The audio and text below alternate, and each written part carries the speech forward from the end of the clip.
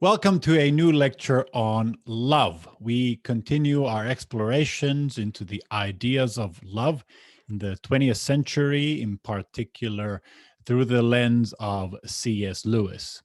Now, in today's lecture, we're going to be moving from the love of friendship, which was the previous lecture's theme, to eros, or erotic love.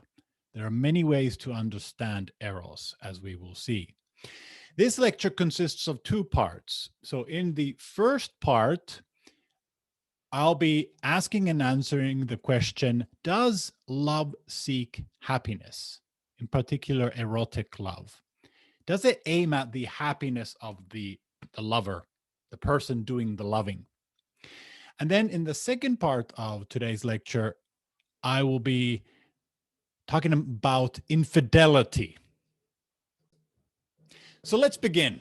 I've named today's lecture Erotic Disagreements. There are two objectives as mentioned. So first, I'm going to ask and answer the question, does love aim at happiness? And we'll critically examine two different answers to this question. Now, the second objective that I have for this overall lecture, both part one and part two, is I want to give you an example of systematic analysis. Sciences use different methods to study their object, whether it's interviews or archaeological excavations, philosophical excavations. When you're trying to understand ideas, the method of systematic theology is very helpful, or textual analysis. So basically, systematic analysis consists of three steps, which are overlapping and they're elastic. So first of all, you're reading texts and you're trying to find the key words, the key concepts, and you're trying to define them somehow. How does this person understand the key words that I have identified? Secondly, you're trying to understand the argument. So this is, you're trying to find statements, you're trying to find claims, and then you're trying to analyze whether there is a logic behind it. Finally, and this is a bit more difficult, you're trying to uncover presuppositions. So stuff that is not said necessarily, stuff that is often left unsaid. The text may not even be aware of it consciously, but it's still a presupposition of a sort, and it actually is influencing a lot of the argument. So we'll be looking at these three things. There are two handouts. I've linked both of them, and those of you who don't know Anders Nygren, there is some key ideas in the handouts. C.S. Lewis first learned of the famous seminal book Eros and Agape, written by Anders Nygren, through his colleague, Dr. Janet Spence from Oxford. And when he hears about this book, he's in his 30s, so this picture is misleading. Here he's past his 50s, but he's in his early 30s and he learns about this book and he writes to his colleague, Janet Spence, can you tell me something more about Professor Nygren's Eros and Agape? I haven't heard of it. Janet Spence then lends her copy of this book, the first English translation of Agape and Eros, as it was called, to Lewis. Agape and Eros, a study of the Christian idea of love. The Swedish original was published in two parts. Now, this is the Bishop of Lund, a very learned man, if not kind, who had a major influence in modern understanding of love. Part one of this pretty thick brick consists of a study of the Christian idea of love as it appears in the New Testament and in contrast to the Hellenistic, that is, the Greek idea of love. Part 2 then describes the history of the battle between these two kinds of loves in history, up to the point where the problem of agape and eros finds its natural solution in the Reformation, that is, in the 16th century. These are quotes from the introduction to this book. In Nygren's opinion, Augustine is the bad guy of this story. He's the bad guy of Nygren's portrayal of the history of love. And Martin Luther in the 16th century is the hero of this story. Anyway, 2 months after that first letter to Janet Spence, Lewis writes again. You will have begun to wonder if your Agape and Eros was lost forever. It is an intensely interesting book. I am inclined to think I disagree with him. However, I must tackle him again. He has shaken me up extremely. Lewis was not the first, nor would he be the last to be shaken up by this powerful book. As Eric Gregory from Princeton University says, Nygren set off a firestorm of scholarly debate that preoccupied much of 20th century Protestant and Roman Catholic thought. In Lewis's own lifetime, 2 influential books were written in response to Nygren, trying to answer some of Nygren's thesis. The first of these 2 books was by the English theologian John Burnaby, Amor Dei, a study of St. Augustine's teaching on the love of God as the motive of Christian life, written almost immediately after Nygren. And it's basically a defense of Augustine against Nygren's less flattering portrayal of Augustine. And then a few years later, a philosopher from Oxford, Father Martin Darcy, whom we have talked about in earlier lectures, published The Mind and Heart of Love, Lion and Unicorn, a study in Eros and Agape. Now, despite these Catholic and also there were Protestant critiques of Nygren, Nygren's antithetical juxtaposition of the so-called selfish pagan Eros against the unselfish Christian Agape became an enormously influential model in the 20th century thought. Now, you must not think that Nygren means by Eros something carnal or erotic in the popular sense of the word. He means by Eros human love that is aimed at beauty, that wants goodness for the lover themselves as well, and so on. And he contrasts that with what he calls agape, which is a divine love and completely opposite to this human or pagan Eros. Now, this caricature has been proven a caricature of pagan love and also of Christian love. It's an oversimplification of the nature of love, but it continues to be discussed and disputed today, even in papal encyclicals, and it's still very influential. Whenever you hear of the idea of 2 kinds of loves, one being better than the other, Nygren's model might actually be behind it. A professor called Risto Saarinen says that Nygren's model stubbornly refuses to die, despite its oversimplifications. Walter Hooper, so C.S. Lewis's secretary, goes on, says that after reading Nygren's book, Lewis goes on thinking his ways towards the conclusions he reached regarding the various natural loves and their relation to agape in the 4 loves. So the 4 loves is actually a conscious reply to Nygren's model of love, even though Nygren is actually not mentioned in that book at all. And Lewis uses the words, the key words like eros and agape and so on, in his own sense. He does not adopt Nygren's understanding and Nygren's vocabulary uncritically.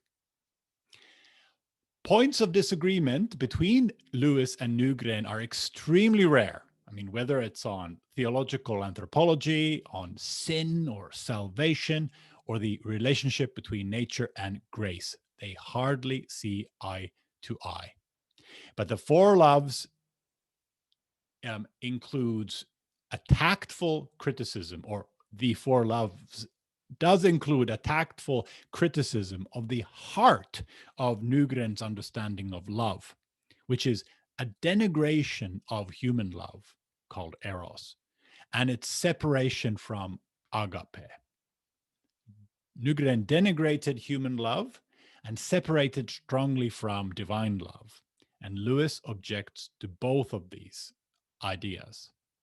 Remember, this is not just an academic dispute. We're not interested in these men. We're interested in the ideas. These men just happen to represent and articulate ideas that are influential in our society, which have real life effects. And so if you get it wrong, it will be evident. It will become evident in real lives eventually, somehow. This is important. Lewis's criticism of Nygren surfaces also in surprising places, like his novel, Till We Have Faces.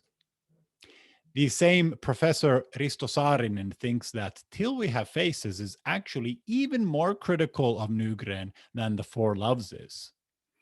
Orual, the queen of the story, represents Nygren in many ways, especially Nygren's understanding of spiritual longing or love for God, as we will see in a later lecture. Lewis also had good things to say about Nygren. He did not just critique him. For example, in one letter to an American philosopher, Paul Elmer More, More having called Nygren's book the last word of the most abominable form of Protestantism in a straight line from Luther to Barth, Lewis replied, "I don't fully agree. Protestant is not for me a dislogistic word. So it's not a disapproving word."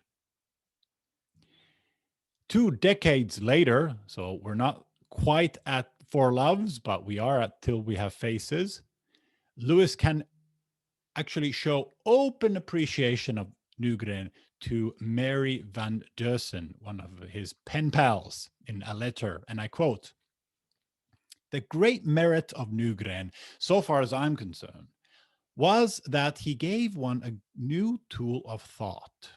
It is so very convenient and illuminating to be able to talk and therefore to think about the two elements of love as eros and agape." Notice that he says two elements of love.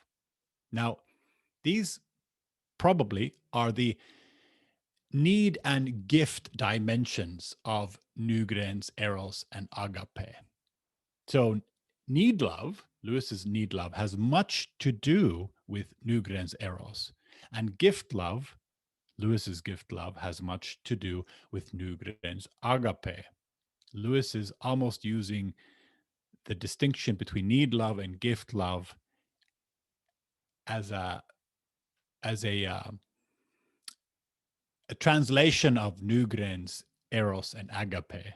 But in Lewis's view, need love and gift love are both good and both needed and connected.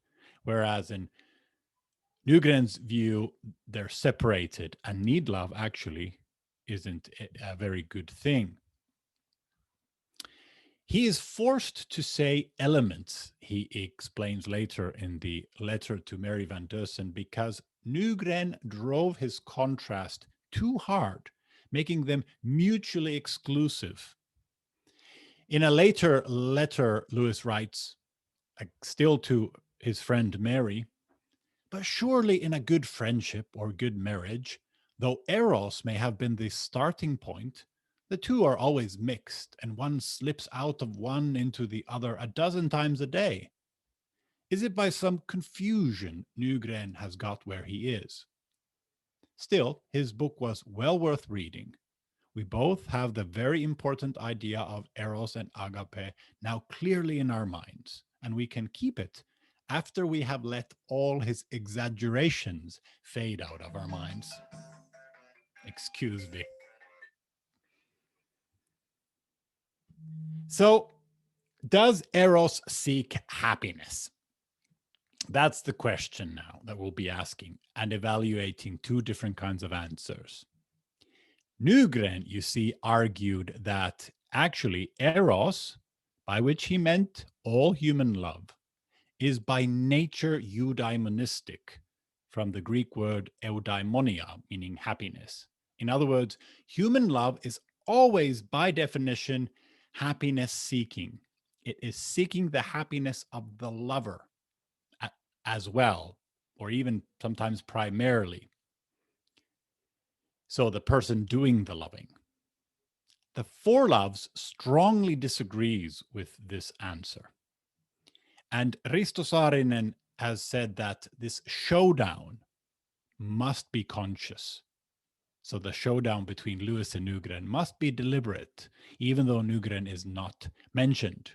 And I agree on both accounts. I believe it is a showdown because it's a serious disagreement and it's also conscious. Lewis is deliberately trying to critique a model that he thinks has negative effects in society and must be corrected somehow. However, after presenting Lewis's argument, I'll challenge it. Eros does, as Nygren claims it does, seek happiness. I think Nygren is right on this point about this. But Lewis actually may have to agree with Nygren on this point, and I'll explain. But he doesn't have to agree with Nygren on every point. In part 2 of today's lecture, I'll reveal what I think is Lewis's real concern here. This is Nygren from Agape and Eros. He's describing what Eros means for him. 1. Eros is the love of desire or acquisitive love. 2. Eros is man's way to the divine. And 3. Eros is egocentric love. A eudaimonistic scheme which is decidedly egocentric underlies them all. Okay, sounds bad.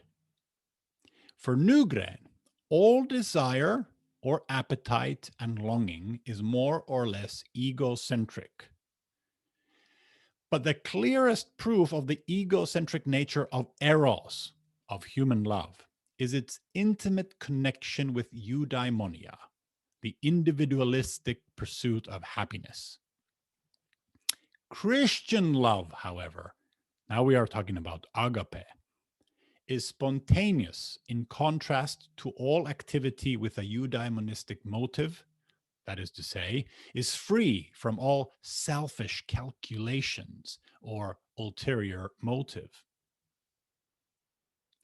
Nygren's eudaimonistic scheme or charge against human love can be broken into 4 interconnected claims, and they are these. First, Eros, remember, human love, always seeks the happiness of the lover, the person doing the loving. And this happiness-seeking character is morally culpable because, 3, it entails selfish incapability of agapic sacrifice. And 4, calculatingly demotes the beloved to a means to this end. So uses the beloved as a means to one's own happiness. C.S. Lewis disagrees with all four claims in this scheme. The disagreement, this erotic disagreement, could not be more thorough. But Lewis means something different with Eros, by Eros. He means the state of being in love. He means one particular kind of love in the family of human loves. Nygren means all human love. Lewis has a more narrow way of using the word Eros. So why are we even talking about this if they are using the same word Eros in two very different meanings? And the reason is this. Okay, Nygren's Eros includes all human love, including, that is, Lewis's Eros as well, romance. If Lewis can show that his understanding of Eros proves the exception to the rule, that his understanding of the Eros does not actually seek happiness, he will have shown that Nygren's argument is incomplete. He will have poked a hole in Nygren's boat. And that's why it is valuable to compare and contrast the two. I'll be in this lecture quoting Lewis quite at length sometimes because, well, I'll argue actually that some of Lewis's argument is based on rhetoric, not necessarily impeccable logic. And these are really, really difficult questions. And so we need to be careful and look at it carefully. Paraphrasing Lewis is always less entertaining, according to his atheist critic, John Bevers Lewis.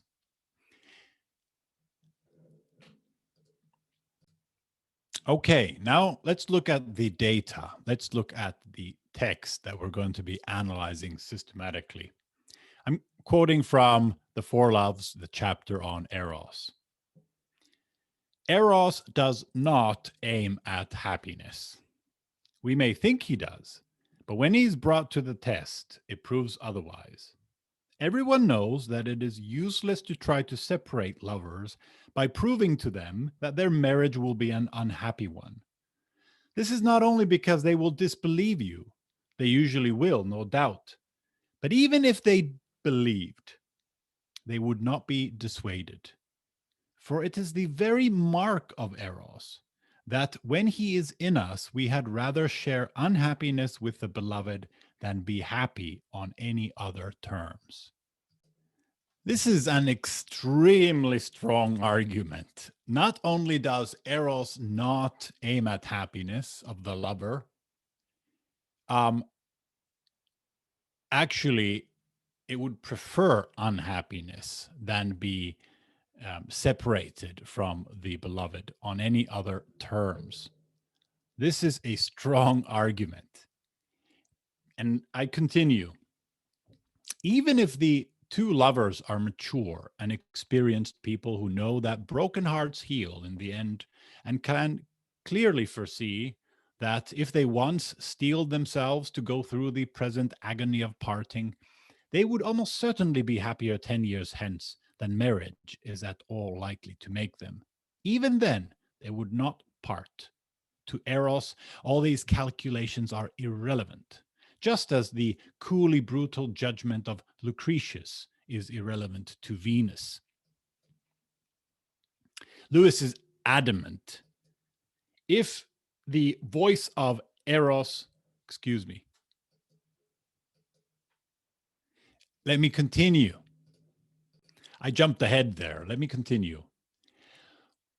Even when it becomes clear beyond all evasion that marriage with the beloved cannot possibly lead to happiness, when it cannot even profess to offer any other life than that of tending to an incurable invalid, of hopeless poverty, of exile, or of disgrace, Eros never hesitates to say, better this than parting, better to be miserable with her than happy without her. Let our hearts break, provided they break together. And he's adamant. If the voice within us does not say this, it is not the voice of Eros. Wow. How do we respond? This is beautiful, but is it correct? Notice that he's not claiming that a life of eros or romance is without good things, but he doesn't call these things happiness. He refuses to call these things happiness. For example, about Eros's playfulness, he says,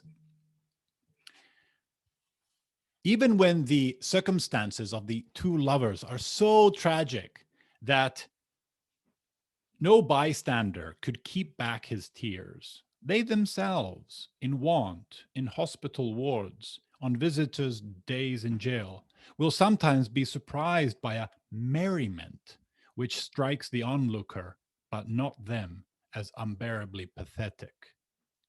So he'll talk about merriment, for example. But isn't merriment the same thing as happiness? Perhaps it is, but that's beside the point. This just shows that happiness or merriment or pleasure or whatever can be a happy byproduct of love. It's not the thing that love is seeking, but it can be a result of it. So it's one thing to look for happiness and another to stumble upon it. That's important. Another very important distinction here, and we got to dig a bit deeper to see it, is the distinction between happiness and unhappiness. I suggest that it's somehow confused, and I wonder if you agree. What does so-called unhappiness look like? Well, he offers a list. It's a life of tending to an incurable invalid, of hopeless poverty, of exile, or of disgrace. This is pretty depressing. Quite important things that we normally connect with happiness are missing: health, wealth, home, and honor. Well, is this a sufficient list of ingredients of happiness? You know, the difference between sufficient and necessary philosophically means that are these the only ingredients of happiness? They may be necessary for happiness, but are they sufficient? Are they all that it takes? And probably the answer is no. And Lewis probably never thought or intended it to be a sufficient list of ingredients of happiness. However, it is the explicit definition of happiness with which he operates in this argument. And so I propose a technical term for this kind of happiness, which would be conventional happiness. When I say conventional happiness, I mean stuff like health, wealth, home, and honor. However, there seems to be another kind of happiness at play. Lewis's Eros might not seek conventional happiness, but despite appearances, I think even his Eros aims at a different kind of happiness, perhaps a deeper kind of happiness. The details here suggest that it's the relationship between Eros and happiness is more complicated than Lewis here lets us believe. Some of these details are hard to catch, but I think we catch them. First of all, Lewis admits that most lovers would disbelieve that their marriage will be an unhappy one. Why would they disbelieve that if Eros doesn't promise them happiness? Secondly, Lewis speaks of the agony of parting. Why is it painful? Where is the agony from, if not, in part at least, from the unhappy prospect of a life without the beloved? Thirdly, Eros says, and this is revealing, better this than parting, better to be miserable with her than happy without her. Let our hearts break, provided they break together. By this, in better this, he means this unhappiness understood as loss of conventional happiness. So I'll suffer through all this as long as we're together. The word better here is revealing. Better is a comparative between two competing states of affairs. Why is one better than the other? Doesn't better somehow relate to happiness? So the answer to the question, in what way would it be better for these lovers, points the way to this second kind of happiness. And I believe we can safely assume that it is somehow more meaningful. There's a more meaningful kind of happiness at play, which is ranked higher than the mere conventional happiness that Eros doesn't seek. Above all, meaningful happiness consists of a life spent with the beloved. The prospect of losing this good, the beloved, and a life with her, him or her, is worse than the prospect of losing all other goods like wealth, health, home, and honor. Lewis says that it is the very mark of Eros. So we know we are in love. When it is the very mark of Eros that when he is in us, we had rather share unhappiness with the beloved than be happy on any other terms. Understood as conventional happiness, I think, this makes sense. We would rather share conventional unhappiness with the beloved than be conventionally happy on any other terms. But based on our systematic analysis, in light of the more meaningful happiness, which was the hidden presupposition or the backdrop of Lewis's argument, which we uncovered, it would be just as truthful to say something very different. We would rather share meaningful happiness with the beloved than be conveniently happy on any other terms, which is the same as to say, we would rather share meaningful happiness with the beloved than be meaningfully unhappy on any other terms. Perhaps you're thinking of hedonism versus eudaimonism, or short-term happiness versus long-term happiness, or external happiness versus internal happiness, or material versus spiritual, and so on. They're all good. I've used conventional and meaningful happiness. Well, what about Nygren? What does he think about happiness? And we're approaching the end of part 1 of this lecture. Nygren is a good scholar. He knows that happiness is understood in many, many ways. And I quote, he's writing about ancient Greek ethics here. The dominant question then was of eudaimonia, happiness.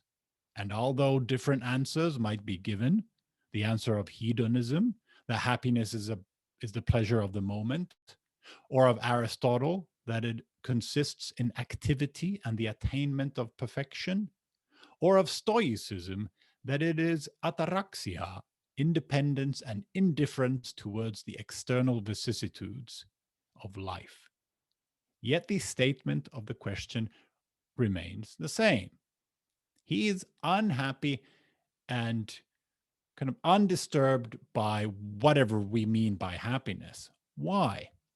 Well, because he thinks that they're all human-centered, and that's a problem. He says Christianity, in contrast, makes a revolutionary change. Agape, or love, is a social idea which has nothing in common with individualistic and eudaimonistic ethics. Instead of an individualistic quest for one's highest good, it becomes a quest of the good in itself, a question of the good in itself. So it's not about happiness. It's not about your happiness, your own happiness. He's not interested in that. Before we take a break, I'll introduce this work. This is an essay that Lewis wrote at the very end of his life. Now, The Four Loves was published in 1960. We Have No Right to Happiness was published in 1963. I believe it was published 1 month after Lewis's death. The title itself speaks volumes. It's a marital drama that once happened in my own neighborhood, he claims. Mr. A had deserted Mrs. A and got his divorce in order to marry Mrs. B, who had likewise got her divorce in order to marry Mr. A. And there was certainly no doubt that Mr. A and Mrs. B were very much in love with one another. If they continued to be in love, and if nothing went wrong with their health or their income, they might reasonably expect to be very happy. Notice that they were very much in love. This is Lewis's definition of eros, being in love. So eros is present in this example as well. But in this case, we are told they expect to be very happy, that happiness is actually aimed at. And Mr. A's moral alibi for deserting his wife is pretty telling. But what could I do? He said. A man has the right to happiness. I had to take my one chance when it came. Mr. A did what he did because he wanted to be happy. What is going on here? Is this a blatant contradiction to what Lewis just said about the relationship between eros and happiness? End of part 1. At the outset, I said that part 2 would be about infidelity, unfaithfulness in a relationship. Let me share the slides. Hold on. There we go. Share screen. I found a picture that best supports the theme of part 2 of this lecture. Erotic disagreements. Just a reminder of the things we're looking at. We're looking at concepts, we're looking at argumentation, and we're trying to uncover some hidden presuppositions. The Four Loves was published in 1960. We have No Right to Happiness 3 years later. There seems to be a contradiction between the arguments of the two. Now, more than that, let me continue quoting from this essay. Not only did Mr. A do what he did because he wanted to be happy, it was clear that Mr. A and Mrs. B had not been happy with their old partners. Mrs. B had adored her husband at the outset, but then he got smashed up in the war. It was thought that he had lost his virility, and it was known that he had lost his job.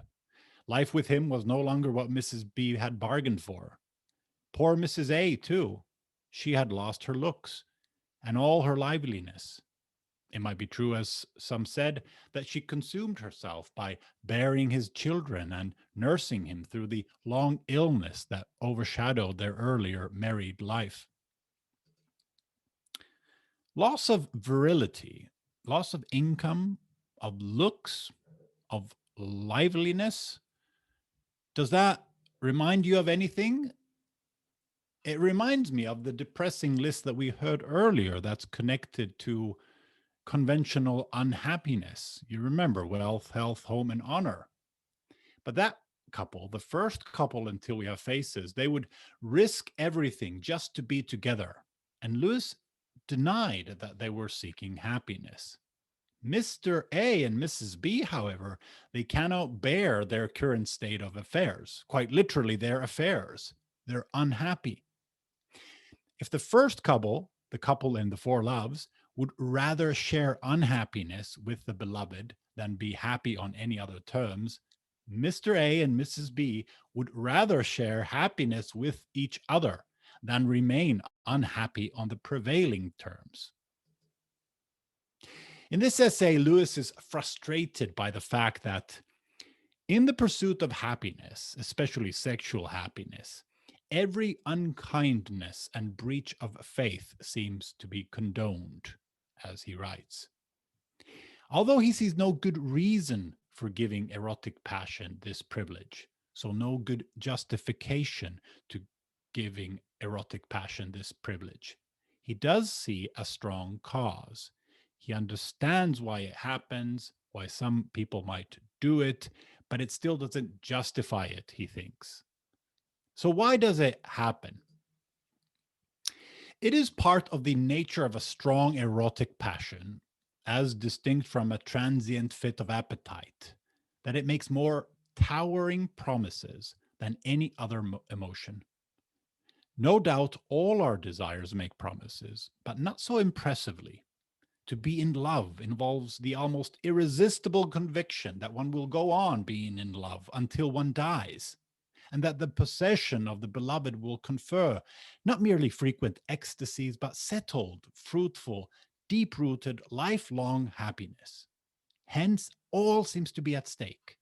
If we miss this chance, we shall have lived in vain. At the very thought of such doom, we sink into fathomless depths of self pity. Later, he acknowledges the obvious that the so called towering promises, of course, are often found untrue.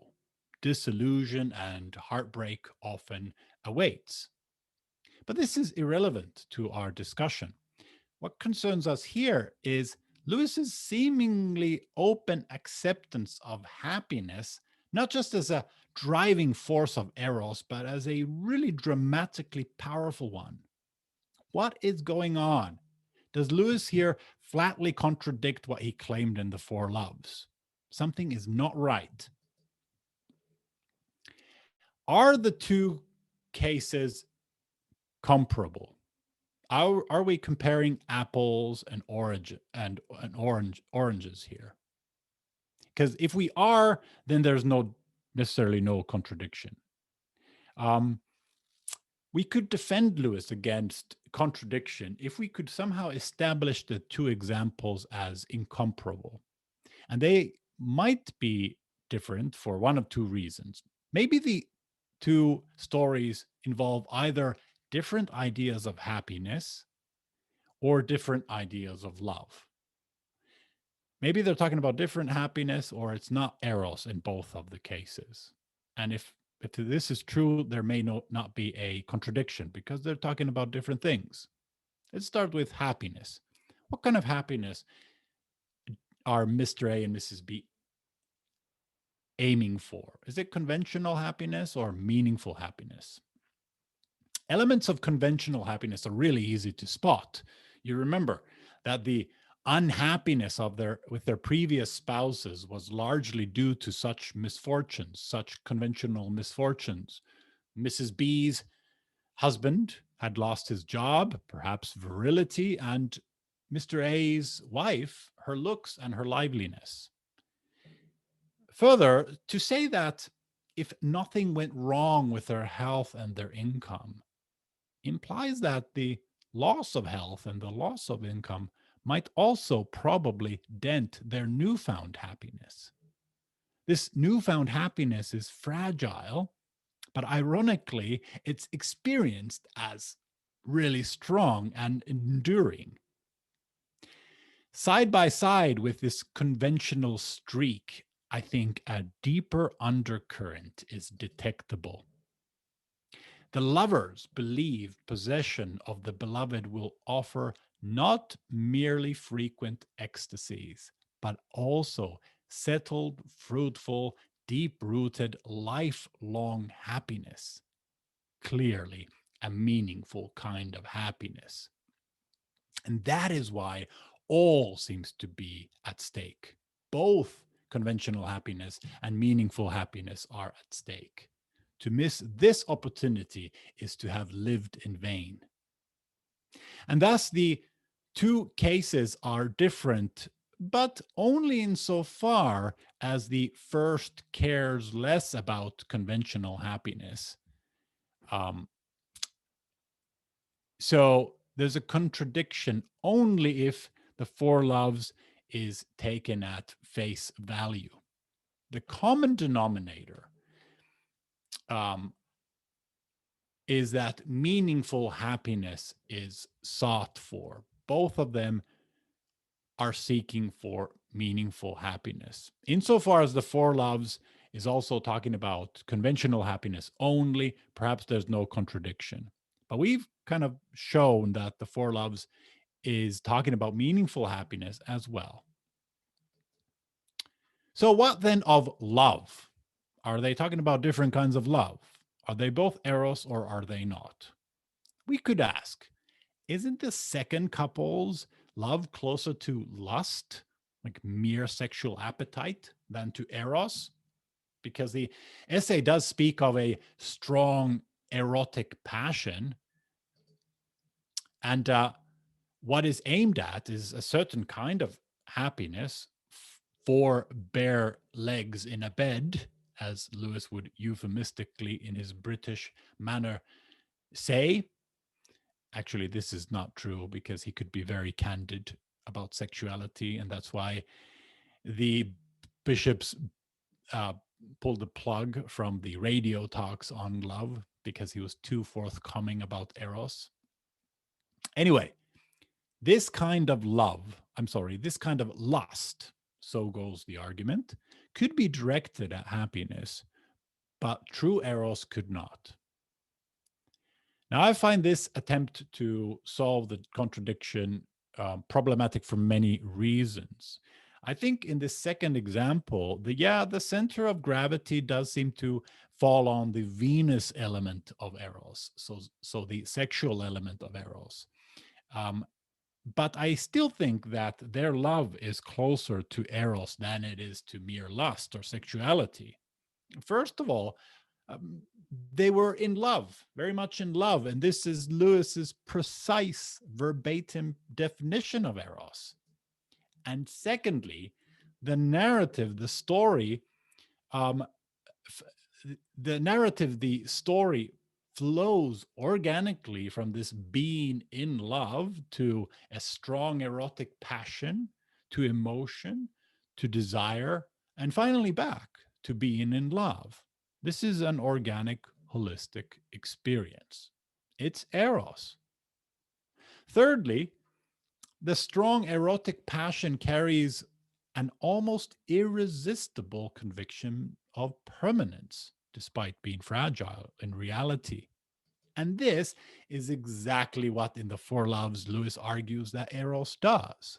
Although what is baffling is the combination of fickleness with the protestations of permanence. Lastly, the passion, the eros in question here, is self sacrificial. And this last point deserves extra special attention. Because now we're mixing things that in Nygren's understanding do not mix well.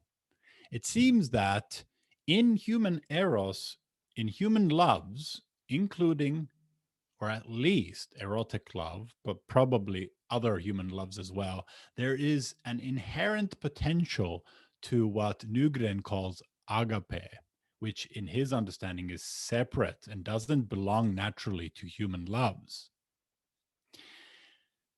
The couple's passion's self sacrificing nature rules out yet another an attempt at classifying the loves as different in quality. I mean the suggestion that whereas the first couple's love leads to sacrifice, the second couple's love egocentrically does not lead to sacrifice. The first was unselfish, the second couple were selfish. I don't think this is true in a simple way. Think about it. Both of them involve sacrifices. Even what is sacrificed is almost identical in both cases. In the first example, the couple in the four loves, their love was willing to sacrifice health, to sacrifice wealth, home, and honor, everything except the beloved. In the second example, the love sacrifices the previous relationships, the perhaps even parental relationships, perhaps social reputation, anything, everything except the new beloved. In both examples, to be with the beloved is believed to be better than to be without them on any other terms.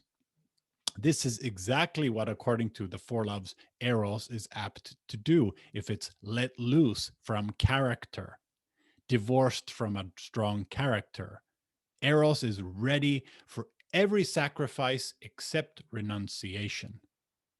By renunciation is meant the sacrifice of Eros itself, giving up the relationship. It will sacrifice everything else, if need be, except that. Mr. A left his wife in order to marry Mrs. B because he had the right to happiness. And Lewis argues that this doubtful maxim, everyone has the right to happiness, is really a misconstrual of a more healthy and respectable maxim. Everyone has the right to pursue happiness by all lawful means. The additions pursue and by all lawful means are absolutely crucial. Lewis isn't arguing that Mr. A's action is wrong because he pursued happiness. There's nothing wrong in pursuing happiness, no matter what Nygren thinks. If Mr. A's actions were condemnable, as Lewis thought they were, it was so for other reasons, which are Mr. A's action is an offense against good faith, to solemn promises, against gratitude towards one to whom he was deeply indebted, and against common humanity. Lewis obviously had personal negative feelings towards infidelity. But in the end, there was nothing illegal in what Mr. A and Mrs. B did.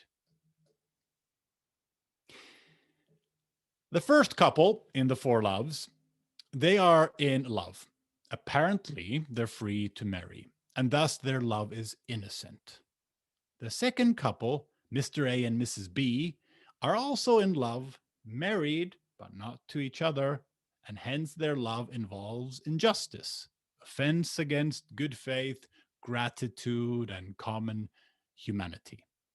I think this provides the key to understanding the difference between these two couples that brings clarity to this apparent confusion or contradiction. Because here, Lewis disagrees with yet another of Nygren's claims, theologically, religiously, perhaps the most important of all. Human love, contrary to what Nygren thought, can in fact be agapic, can be self-sacrificing. In Nygren's model, only divine or godly or love is able to self-sacrifice, not human love. And the love of the first couple in the four loves, they show this admirably. Their love is willing to make towering sacrifices to be together. And here lies, I think, Lewis's real concern in his reply to Nygren in the four loves. The love of the first couple shows Eros's agapic potential admirably, and it is meant to show it. Or in Lewis's sense of the word, of Lewis's sense, shows the agapic potential of human love admirably. And that's the point of the example, to show that in human love, there is already this potential to self-sacrifice and unselfishness, which Nygren thinks belongs only to divine love or Christian love. The point is, Lewis is defending human love. Lewis's eros is not purely selfish. Rather, it's a what Lewis what I'm sorry, what Nygren calls the elements of eros and agape are mixed in all good relationships. What Lewis found revoltingly untrue, however, was this idea of a calculating eros that demotes the beloved simply to a means by which personal happiness is sought. To calculate like that is to step outside of the world of love altogether. To Eros, all these calculations are irrelevant, just as the coolly brutal judgment of Lucretius is irrelevant to Venus. We have to stress the irrelevancy of calculations of happiness, not the irrelevancy of happiness. Because while getting his point across, maybe to Sweden, Lewis was driven to exaggeration in denying Eros's happiness seeking character altogether. As we've seen, only conventional happiness is irrelevant to Eros, not meaningful happiness. By this coolly brutal judgment of Lucretius, Lewis is alluding to his earlier account of Eros's relationship to pleasure, not happiness, but to pleasure. And it's worth a quick look here because its logic applies really well to happiness as well. In some mysterious but quite indisputable fashion, the lover desires the beloved herself, not the pleasure or the happiness she can give. No lover in the world ever sought the embraces of the woman he loved as a result of calculation, however unconscious, that they would be more pleasurable than those of any other woman. If he raised the question, he would no doubt expect that this would be so. But to raise it would be to step outside the world of Eros altogether. The only man I know who ever did raise it was Lucretius, and he was certainly not in love when he did.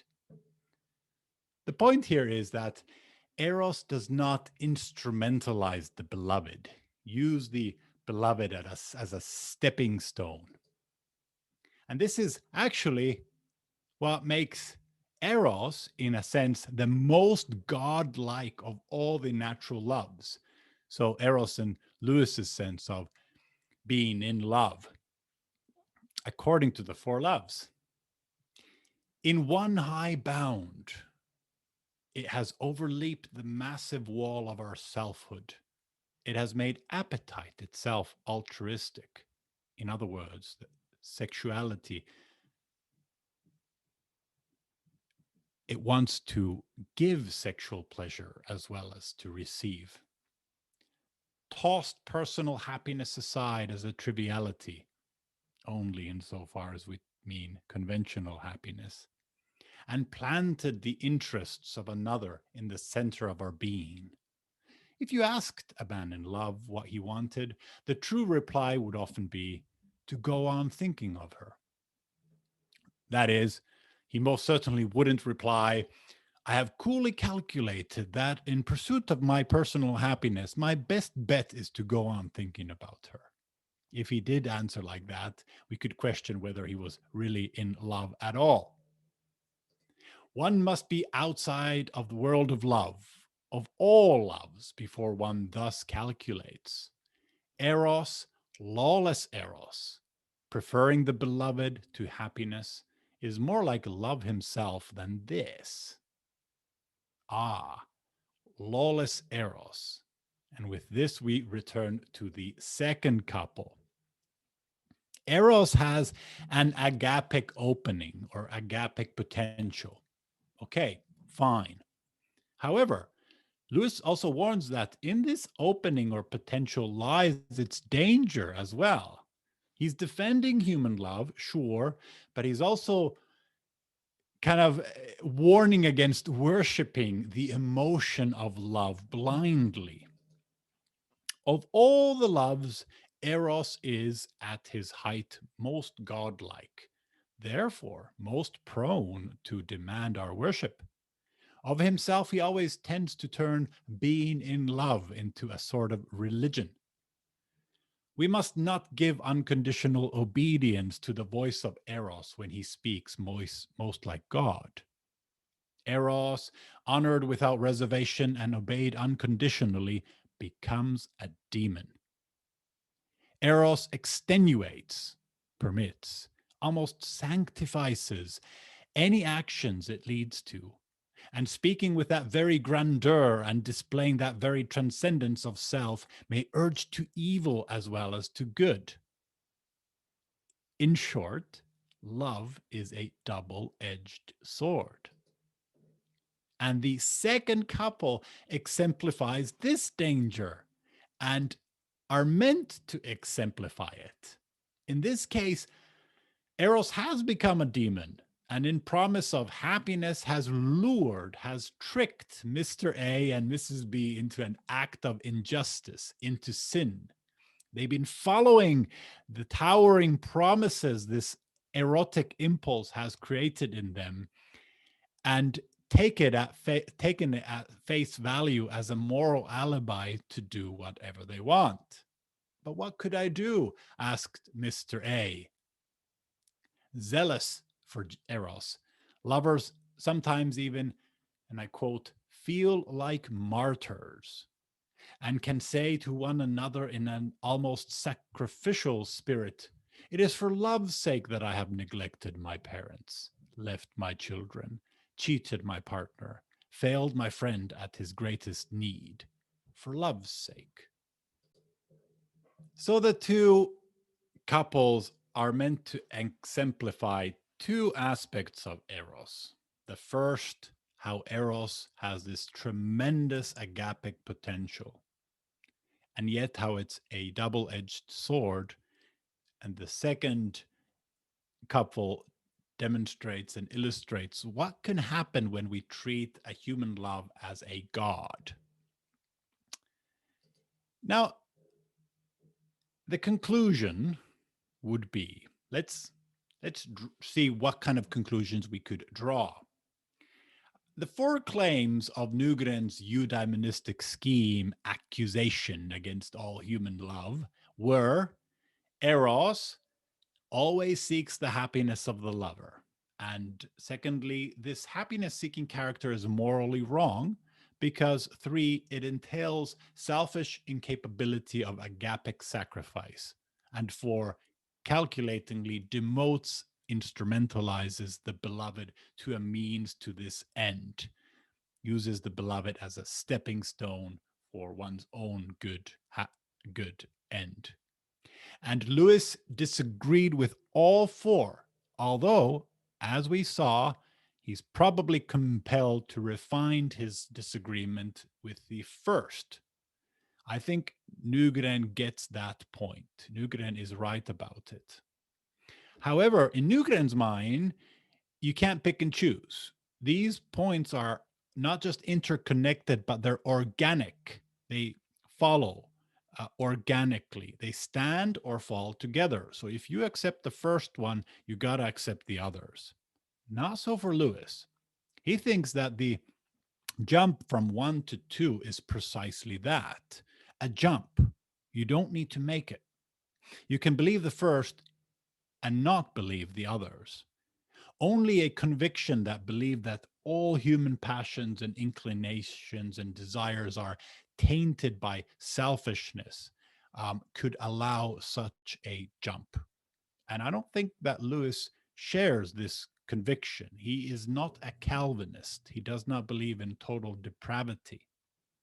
And so he must accept the first claim, but I don't think he is committed to the second, which in turn would have natural ties with the third and the fourth. If Lewis is right about the second point not being true, I would give Lewis all remaining 3 points. 3-1 would be my verdict if Lewis is right about the second one, that there is nothing wrong in wanting one's own happiness. In itself, it is not a stain, but it belongs to human nature, and it is a neutral or even a good thing. Nonetheless, I think that we must confess that in arguing against Nygren, Lewis is driven to hyperbole. He exaggerates. There's a lot of rhetorics at play. In all fairness, Nygren is not impervious to exaggeration either. So this slight weakness or blind spot in the Four Loves is luckily corrected by the overall argument in We Have No Right to Happiness. Was the correction intentional? Probably not. Lewis's conscious motives in writing the essay lay entirely elsewhere. The undertone of the essay, as far as I'm concerned, suggests this sad or angry frustration with how middle-aged men hijack Eros and use it as a moral alibi to deserting their families and avoiding responsibility. He had seen that up close. Falling in love is not a get out of jail card, so to speak. But maybe it's unfair to say that the Four Loves chapter on Eros is weak or had a weakness or a blind spot. I mean, the very word happiness in English is used in so many ways that it almost inevitably raises some of the issues that we've taken up. I'll close with Josef Pieper, whom you may not have heard. He is a German philosopher who has written a beautiful book on love, I think. Because Pieper offers an interesting account of the relationship between Eros with both happiness and unhappiness. And Pieper had also read Nygren, and reading Nygren had left him very much perplexed. He said that of all the defamations of human love, he thinks that Nygren is the most radical. Pieper calls C.S. Lewis a great lay theologian of the present day, and in this book he summons Lewis repeatedly to answer Nygren with what Pieper calls magnificent metaphysical common sense. For instance, love's intimate connection to sorrow has been known and expressed, of course, in C.S. Lewis's book on love, The Four Loves, which we have already quoted several times, says Pieper. Interestingly, Pieper doesn't mention Lewis's denial of Eros's happiness-seeking character. Perhaps he's more magnanimous than I am, and he just lets Lewis off the hook on that. He himself takes for granted that there's a connection, the essential relationship that connects happiness and joy with love. Although joy is by nature something secondary, because it would, of course, be foolish to ask someone why he wants to rejoice. I mean, if somebody asked you, why do you want to be happy? Or why do you love? The most truthful answer would be because we love to love. So love is actually the answer. It's not a question. If the link between love and happiness is real, so is the link between love and unhappiness, or love and vulnerability, as we will see in a later lecture.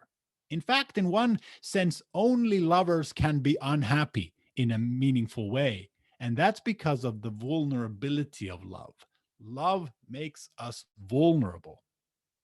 And so Pieper asks the obvious question. Then where do we stand? Do both principles apply simultaneously? Love and joy belong together, but love and sorrow likewise? Just as Thomas Aquinas says with his cool objectivity, ex amore procedit et gaudium et tristitia. Out of love comes both joy and sadness. Pieper answers this seeming paradox, and it kind of sums up this lecture rather charmingly, I think, and I will end with it. even the unhappy lover is happier than the non-lover, with whom the lover would never change place. Even the unhappy lover is happier than the non-lover, with whom the lover would never change place. Sounds like a contradiction, sounds like a paradox, but through the distinction between conventional and meaningful happiness and unhappiness, you can make sense of it.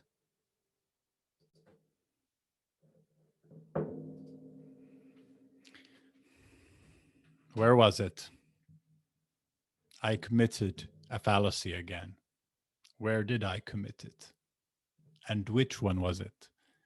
One of these 20 that hasn't been committed yet. I wonder if you spotted it.